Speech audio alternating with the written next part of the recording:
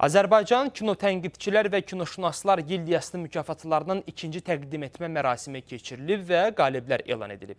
12 nominasiya üzrə 20-dən çox film seçim mərhələsinə daxil edilib. İkinci mərhələdə qaliblər müzakirə yolu ilə müəyyənləşdirilib. Tədbirin sonunda qalib olan Mənim Sehirli Dünyam filmi nümayiş olunub. Göstər özünü bu xalqa. Müzakirə yolu ilə qalibləri seçmişik və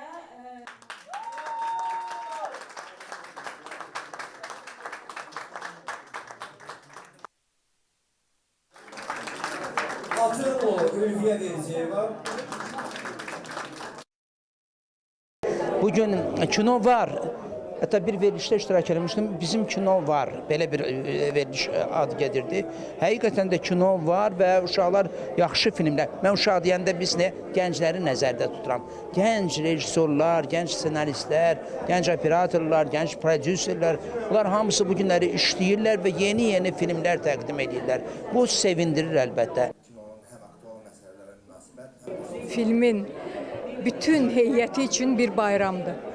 Kino bayramıdır. Çünki hər bir insan, yaradıcı insan hansısa zəhmətinin mükafatını görmək istəyir və onu həmişə arzulayır. Sözsüz ki, yaxşı bir iş olanda o mükafat yerinə düşür.